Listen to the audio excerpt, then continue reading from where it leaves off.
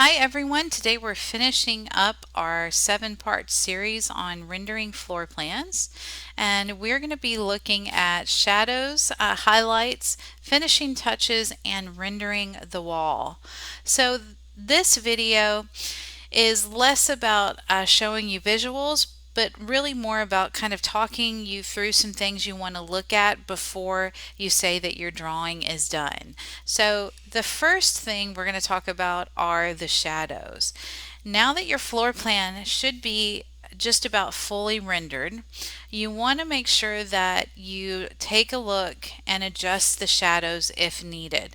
The best way to do that is to post your rendered plan up on the wall and step back about 4 to 6 feet and say, does this have enough depth to it? If the answer is no, we need to go back in and adjust your shadows. And so that might mean taking a darker marker, or if you've kind of reached that saturation point with your paper, taking a darker pencil and making those shadows all just a little bit darker. So remember also that shadows are a multiplication of color. So if you've got a light wood floor, and that's going to be a light brown color, the shadow for that is not going to be gray, it's going to be a dark brown because it's on a wood floor. Okay, so utilizing gray markers for your shadows will actually rub out any color that you've laid down. Continue to reference your shadow map as you work through all of your shadows, and then look at your furnishings as well. Do they need more depth to them? Were you working with 3 different values, light, medium, and dark? Do you need to adjust any of those shadings on those? When you run through the shadows, you're then ready to look at step 9, which are the highlights. And the highlights are really what brings your drawing to light. What you're going to look at is, again, look at that shadow map. What are the light sources? Use a white pencil, or if you've been practicing with your paint pen, you can use a white paint pen to add highlights on furniture, floors where the light's coming in through the window, cabinets, wherever it needs to be added. If you're doing your highlights with colored pencils, I would suggest that you use a blending tool to kind of blend in that color for the lighting. Okay, and remember, you can also add kind of a halo effect on top of tables that receive direct light. For example, a dining table that has a chandelier above it. And in step 10, what you're doing are looking for those finishing touches.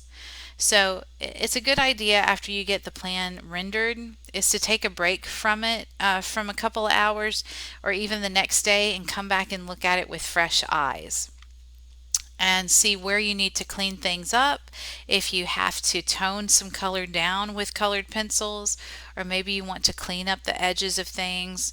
This is a good time to do it. You can get a little bit burned out if you've been rendering for hours on end and you're just sick of looking at it. So be sure that you are taking breaks, step away, and don't forget to look at that drawing from 4 to 6 feet away. The reason we say look at it from 4 to 6 feet is if you were giving a design presentation to a client, that's about the distance they would be from your drawings. So things read differently when we're looking at them from 12 inches away versus 6 feet. So keep that in mind. And the last step is to render the walls. Now, your walls on a rendered floor plan do not have to be black. They can be black if that's what you choose, but your wall pochette can be whatever the color you want them to be. And that's another reason that we leave the wall pochette to the very end, is because you're going to pick the wall color based on the overall render. All right, so if you had a floor plan that had really black floors in them, maybe you did like a black marble floor, if you were to do black walls, it would be hard to see the difference between the flooring and the walls. So you might choose a different gray, a lighter gray. If you had a relatively cool color palette and you had chosen a warm gray for your wall pochette, that's going to look a little bit disconnected. So once you have the plan pretty much rendered, do some samples of different grays for your walls and hold it next to them and see which one works best. If you pochade your walls as the very first step in rendering your plan, and that didn't turn out to be the right color, you wouldn't be able to go back and correct it. And that's generally why we wait until the end. One more thing to keep in mind is that you should use a thick nib micron to do the outline of your walls, and that's going to help your ink stay within the boundaries. So when you're using the marker to poche that wall, use the fine end and then pull back about a 1/16 of an inch from the wall line and just let the ink fill in up to that line. Right? So here is an example of the plan that we've been looking at through the video series that has had the walls pocheted. So in this, I've used an 80% French gray as my wall color, and I think it works well with the flooring and the colors that I've used.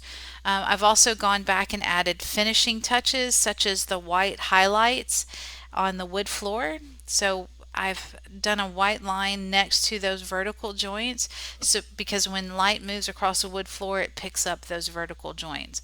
I've gone back and enhanced my shadows with the colored pencils as well, and added more shading around my furniture. Okay, and so at this point this plan is pretty much done. I mean, the longer we look at it, the more we could find things to correct and enhance, but I would say this is pretty close to completion. So that's all for this series. I hope that this helped you with your plan and getting started and not being afraid to use color and just take a chance on rendering different materials.